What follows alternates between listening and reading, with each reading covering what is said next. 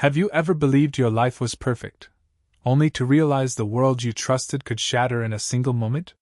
This is the story of a marriage that seemed unbreakable, until one trip changed everything. For most of my adult life, I believed I had landed in the rare, quiet middle, the kind of marriage people don't talk about because nothing dramatic ever happens. We weren't loud or passionate in a way that turned heads, but we were steady. We woke up at the same time, drank coffee in near silence, shared inside jokes that didn't need explaining. We paid bills on time, hosted friends without tension, planned months ahead without fear that plans would fall apart. I never wondered where she was or who she was texting. Trust wasn't something I actively practiced. It was just there, like the floor beneath my feet. When people joked about marriage being hard, I nodded politely but never really understood what they meant. Hard implied struggle. What we had felt managed, balanced, safe. I thought that was the point. Looking back now, that certainty is what scares me the most. How completely I believed that nothing could suddenly break. She was the emotional center of our world, the person friends gravitated toward without thinking. Warm, expressive, always the one remembering birthdays and checking in when someone went quiet. She had a best friend she'd known since college, a bond so old and unquestioned it felt permanent, like family. Their closeness never bothered me. If anything, I admired it. Lately, though, she had been talking about feeling stuck, not unhappy, she insisted, just restless. Like life had narrowed without her noticing. She said it casually, almost apologetically, usually late at night when the house was quiet. I listened, reassured her, told her we could travel more, change routines, do something new together. When she told me about a women-only wellness retreat abroad, a week of yoga, reflection, distance, I didn't hesitate. I encouraged it. I told her space could be healthy, that everyone deserved time to breathe.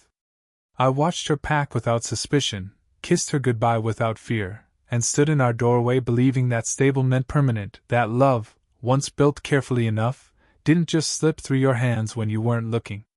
The morning she left for the retreat, I stood at the airport watching her disappear into the crowd, feeling an unusual tightness in my chest, though I kept telling myself it was nothing more than normal concern. She waved and smiled, cheerful as always, and I forced myself to smile back, even though a strange, unsettled feeling gnawed at the edges of my calm. The first messages came promptly, like clockwork, each photo and note carefully framed, sunlit beaches stretching into the horizon, women laughing together, plates of food that looked almost too perfect. She wrote about yoga sessions and meditation circles, the kind of details that were supposed to reassure me, to show she was enjoying herself, taking time for reflection. I responded with casual jokes, commenting on the scenery or the food, imagining her happy, lighter somehow, becoming someone unburdened by the routine and responsibilities of home. The first couple of days felt normal, even pleasant, as if life was continuing in a slightly slower, sun-drenched rhythm, and I allowed myself to believe she was just enjoying the space. But gradually, subtle changes began to creep in. Her messages became shorter, clipped, devoid of the warmth that had always carried through her words.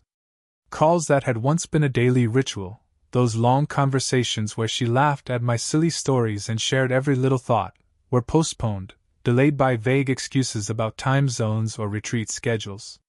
The photos, once so lively and full of personality, started to feel staged, distant, almost mechanical.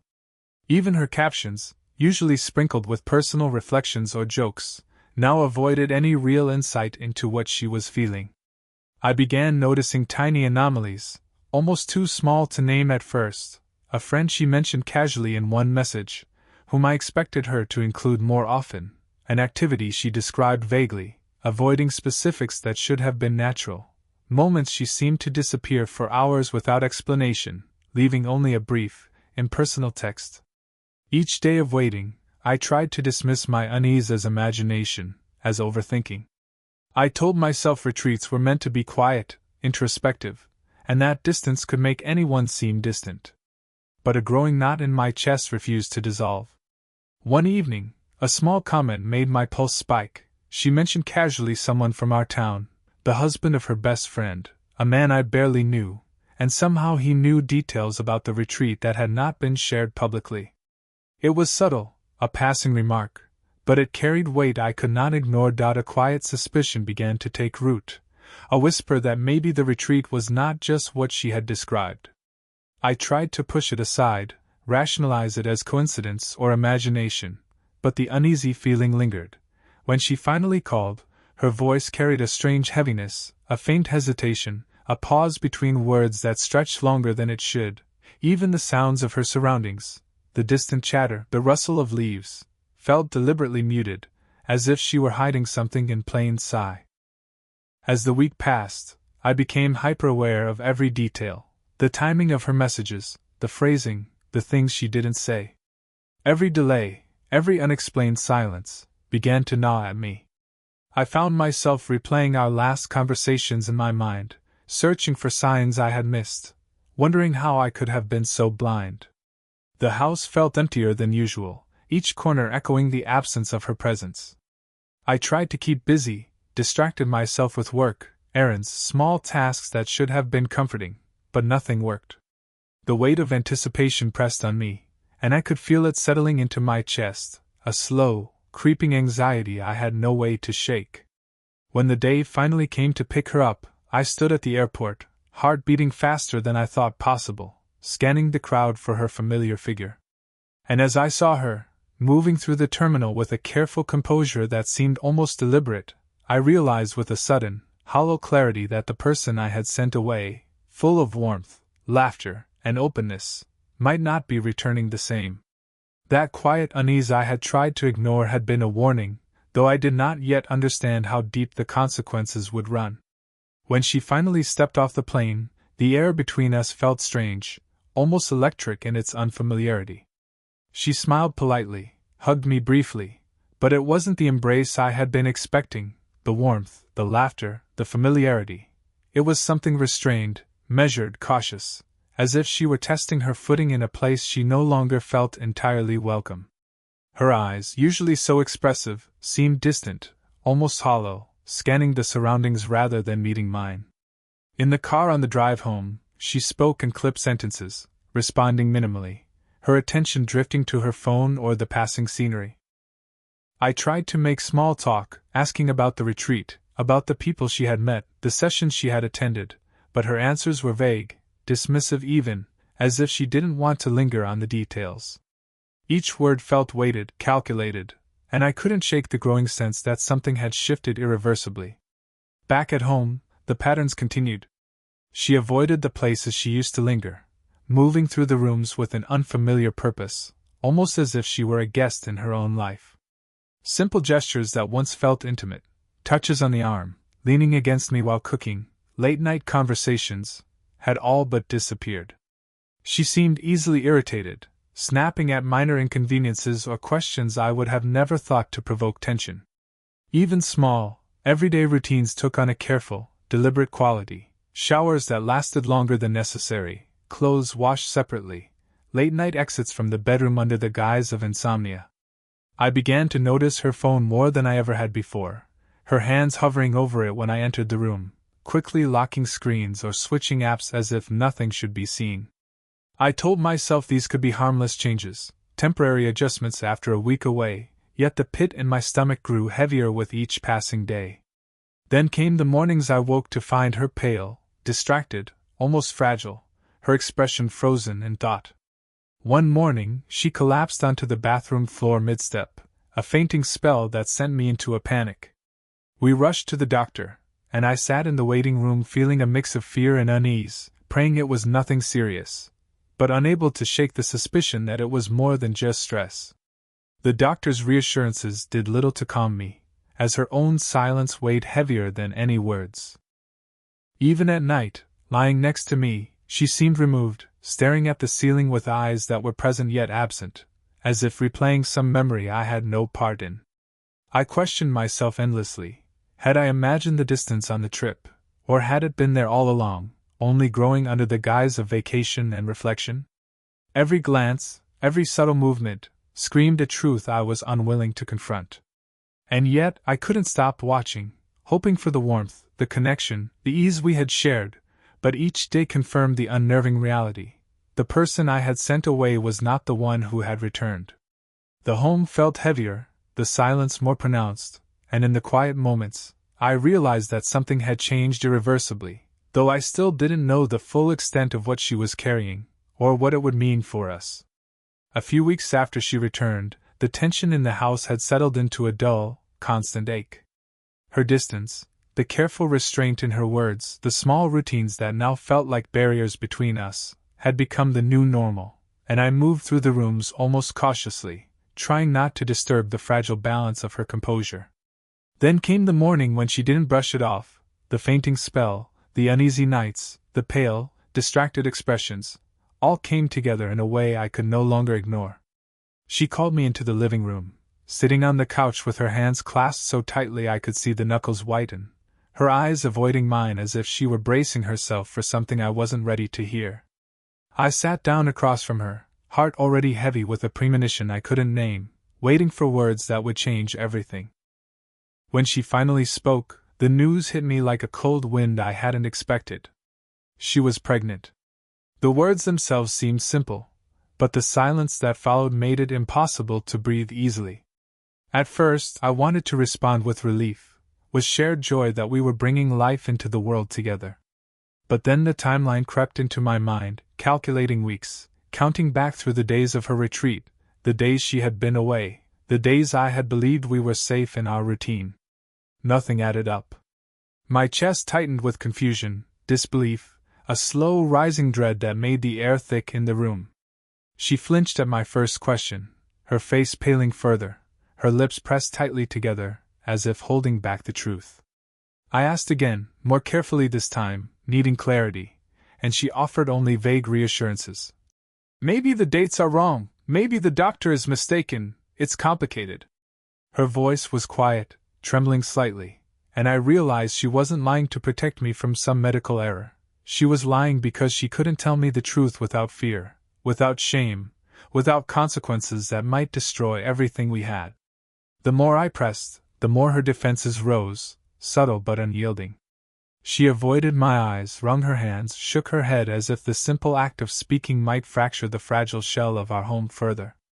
I counted back the weeks, the days she had been gone, the moments we had been apart, the laughter and intimacy we had shared before the retreat, and the numbers refused to reconcile with the reality she had delivered.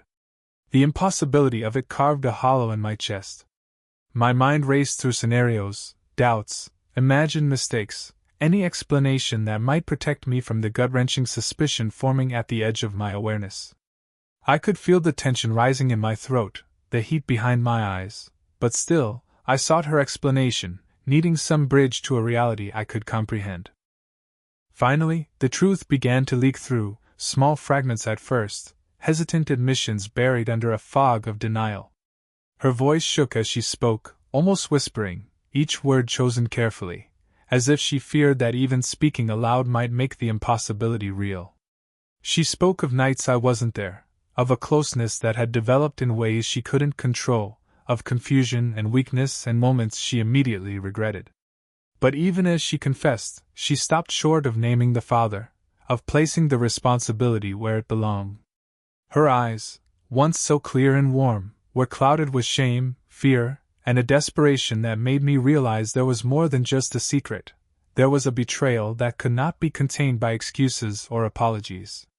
I could sense it in the air between us, in the tremble of her hands, the tightness of her jaw, the way her body seemed to shrink as if she were trying to become smaller, invisible, safe. And in that moment, the house I had returned to after her retreat, the life I had taken for granted, the marriage I had believed unshakable, all of it began to unravel in silence, in confusion, in the impossible weight of news that didn't make sense but demanded the truth. The days that followed were heavy with a tension I could no longer ignore. Every glance, every word, every small movement carried a weight that pressed down on the house, on our lives, on the fragile remnants of trust that had held us together. I tried to speak with her calmly, to reason, to understand, to give her space to explain, but each conversation seemed to circle a dark center that she refused to name. Her answers were fragments, careful and measured, as if each word could fracture the fragile barrier she had constructed around herself. She spoke of regret, of moments she wished she could erase, of mistakes that seemed small in the moment but had grown into something impossible to contain. I listened, my mind straining to reconcile the image of the woman I had known, the one I trusted, the one I had built a life with the reality forming before me, each revelation carving a deeper hollow in my chest. It began to become clear that the threads of her story didn't connect in ways that could protect either of us. She admitted to nights I hadn't been present, nights where boundaries had dissolved under circumstances I had never imagined. Hesitation hung in the air, a tension so sharp it made speaking almost unbearable. And then the confession came, slow, reluctant, almost whispered, but it carried with it the force of a truth that could not be denied. The father of the child was not me.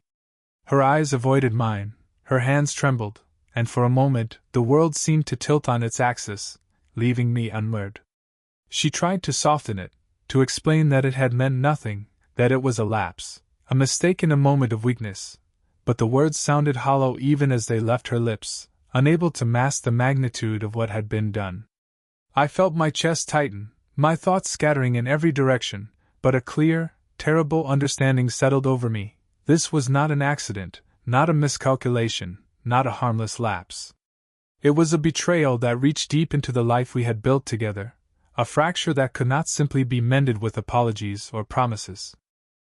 The hardest part was seeing the mixture of fear, shame, and fragile hope in her eyes, the desperate attempt to hold on to something she had already lost. I wanted to scream, to demand answers, to understand the how and why, but words failed me. Instead, I watched her shrink into herself, her voice breaking as she attempted to justify, to rationalize, to salvage some semblance of what we once had. Every attempt only made the lie heavier, more impossible to support, until it collapsed entirely under its own weight. Details she had withheld, the evasions, the pauses, the silences between words, they all formed a pattern I could no longer ignore. I realized with a clarity that was almost cruel that I had been living in a house with someone who no longer shared the life I had believed in. The betrayal was not just about a single act. It was about the erosion of trust, the removal of the foundation on which we had built everything. Even as she spoke, the truth became more evident. The best friend, the person I had considered family, had been aware in ways I could not yet fully comprehend. Pieces of conversations, fleeting admissions, subtle hints that had once seemed inconsequential now took on new, horrifying clarity. The network of secrecy, deceit, and denial stretched wider than I could have imagined, touching not just our marriage but others, weaving a web that made every relationship fragile, every interaction suspect. And in the quiet moments that followed her confessions, the house felt empty, not because of absence, but because the trust, the intimacy, and the certainty that had once filled it were gone, replaced by a hollow weight that neither of us could lift. I understood, with a cold and aching clarity, that life as I had known it had ended, and there was no simple path back to the safety, the love, or the stability that I had once believed was unshakable. The revelation did not remain contained within the walls of our home. It spilled outward in ways I had never imagined, tearing through lives beyond our own. I reached out to her best friend, needing answers, needing context, needing someone to confirm the impossible truth I had just learned. The call was tense, fractured by disbelief and anger, the kind that makes ordinary words sound jagged and sharp. She didn't deny it, not at first. Her voice wavered between guilt and defensiveness, revealing a knowledge she had carried silently, an awareness that should have warned me long before now. The network of deceit extended further than I had anticipated, entwining not just 2 marriages but multiple families, friends, and confidants. The foundations of trust that had seemed so solid for years crumbled in moments, replaced by shock, betrayal, and the gnawing certainty that nothing would ever be the same. Conversations I had once taken for granted, the casual exchanges with neighbors, the shared jokes at dinners, the laughter at holidays, suddenly seemed fragile, threatened by a truth no one could unhear, undo, or forget. The fallout was immediate. The friend's husband, once someone I scarcely knew, was forced into confrontation, and the unraveling began with explosive clarity. Marriages I had assumed were stable began to collapse under the weight of secrets and lies. Friends picked sides, alliances shifted, and the world I had lived in, careful, predictable, safe, turned into a landscape of suspicion and disappointment. Children became unwitting victims, their innocence caught in a web of adult failures, their lives suddenly shaped by choices they had no power to influence. The house that had been mine and hers felt smaller now, heavier, the silence between us thick with the echoes of what had been revealed and what was still unspoken. She became isolated, cut off from those who had once formed her closest circle, navigating the consequences of a betrayal that could not be contained by apologies or regret. Every day brought new fractures, whispered conversations, sidelong glances, invitations withdrawn, confidences broken. I watched as the ripple of her actions expanded outward, touching every person who had ever been close to her, every bond that had once seemed unshakable. And through it all, she clung to the fragile hope that some sense of normalcy could remain, that the child she carried might redeem what had been lost, that somehow, we could still reconstruct the life we had dismantled in silence. But the truth was undeniable. Nothing could undo what had been done. The trust she had shattered, the boundaries she had crossed, the lives she had entangled in her secrecy, they were beyond repair.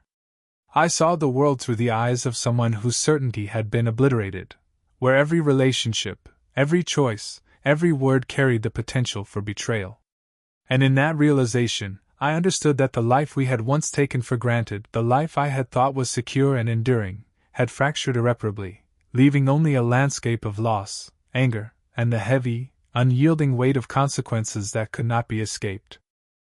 I spent nights pacing the apartment, the walls feeling closer with each step, the silence pressing in as if it were a living thing. Every decision I had once thought permanent, the marriage, the home, the life we had built together, now felt tenuous, like fragile glass ready to shatter with the slightest pressure. I tried counseling, desperately seeking guidance, attempting to find a path through the chaos that might salvage what remained of us.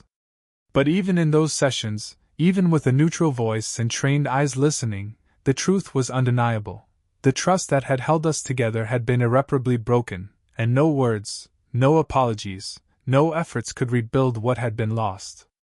I wrestled with the weight of compassion and the imperative of self-preservation, torn between the person I wanted to forgive and the person I had come to recognize she had become. Each day, the house felt smaller, the air thicker, the distance between us impossible to bridge.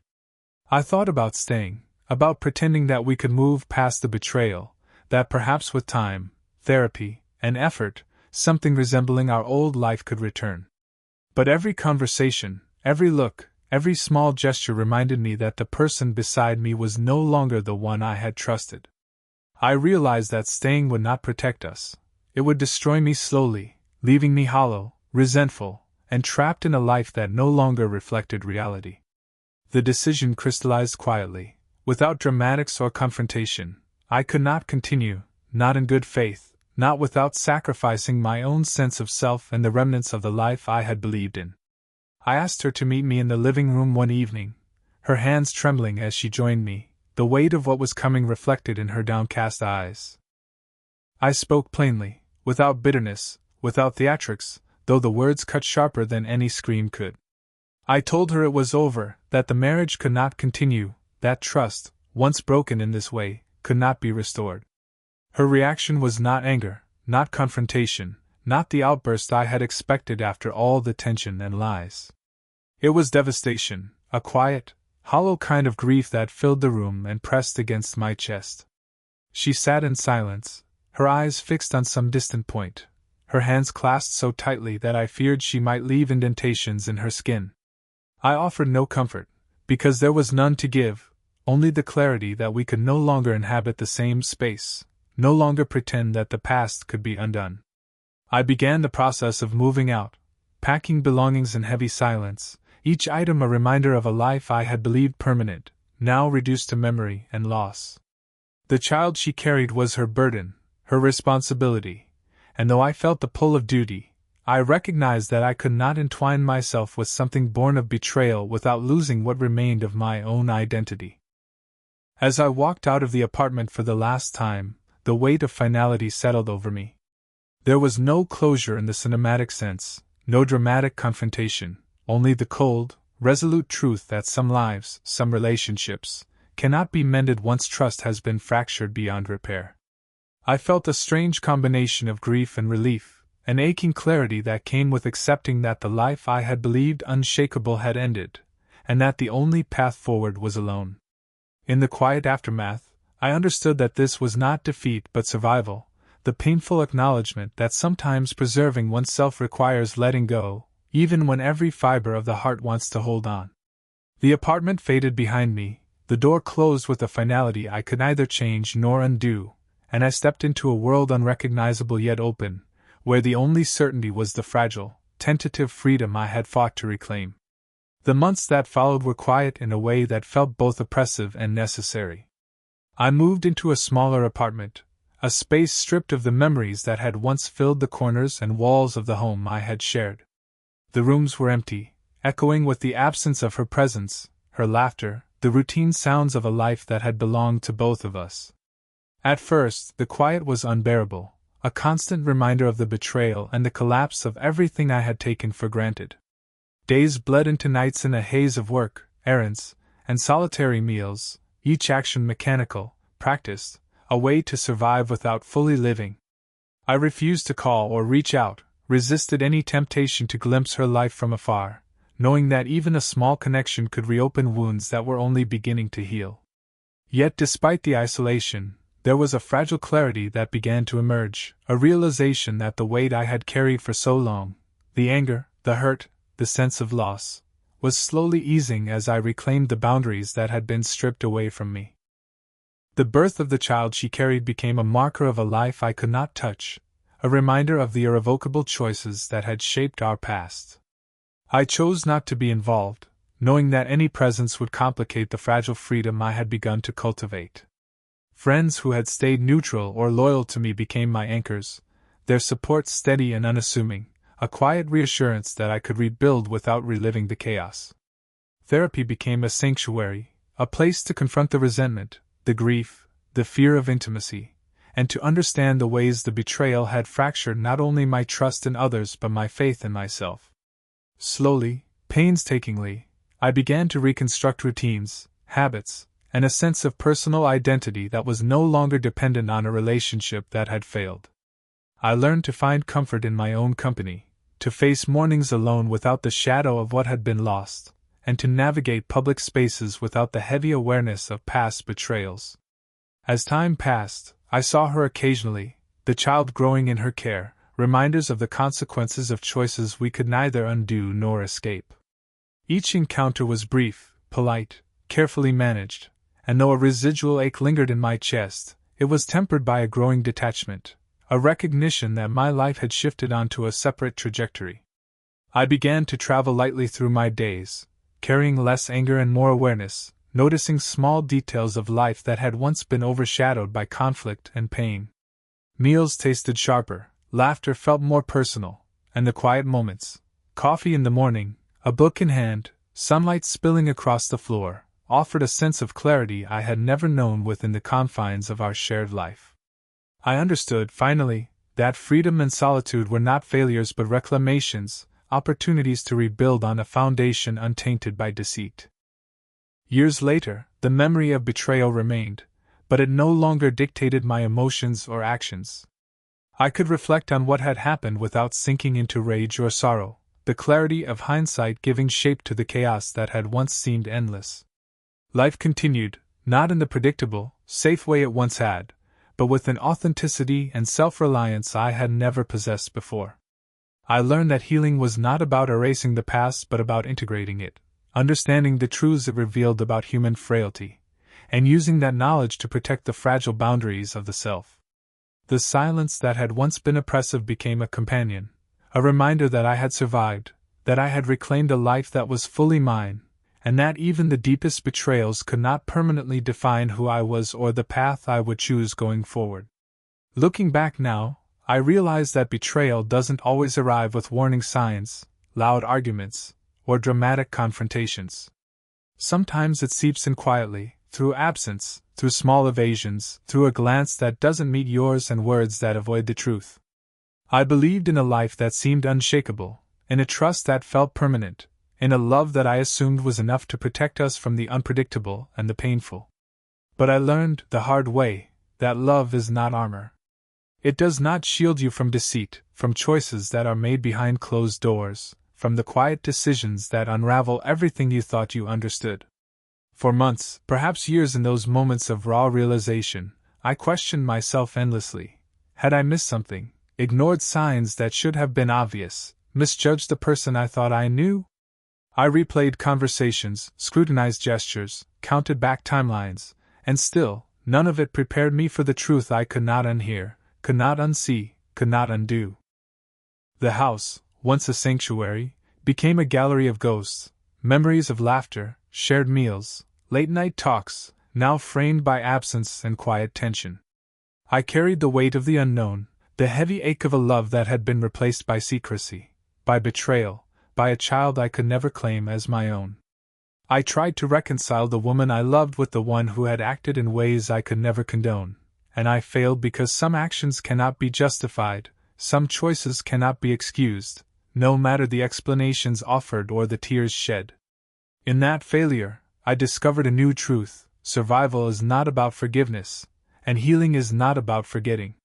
It is about reclaiming the life you thought was taken from you, piece by fragile piece, and learning to navigate the world with clarity that pain alone can forge. I learned to live within my own boundaries, to trust myself, and to value my own resilience above all else, knowing that what I had lost could never be restored and that attempting to do so would only prolong the agony. Even now, years removed from the betrayal, I carry the memory, not as a wound that festers, but as a lesson that sharpens the edges of my perception, that informs the choices I make, and that guards against the illusions of permanence and security. I see her occasionally, the child she carries, a living reminder of the fractures that reshaped our lives, and I feel a mixture of sorrow and relief, a sorrow for what could have been, a relief that I am no longer entangled in a life defined by lies. I have learned that clarity comes not from the absence of pain but from the willingness to face it honestly, to walk away when necessary, and to build something that, though scarred, is undeniably real. And so, I live in the quiet that once seemed unbearable, in the spaces that are mine alone, finding a sense of freedom I could never have known, while bound to a trust that was never fully returned. She didn't just come back changed. She came back carrying a truth that ended the life I believed in and forced me to construct one that, for the first time, belonged entirely to me. In that construction, in that reclamation, I discovered something I had long taken for granted, that even the deepest betrayal cannot destroy the parts of yourself you refuse to surrender, and that sometimes, losing love is the only path to finding freedom.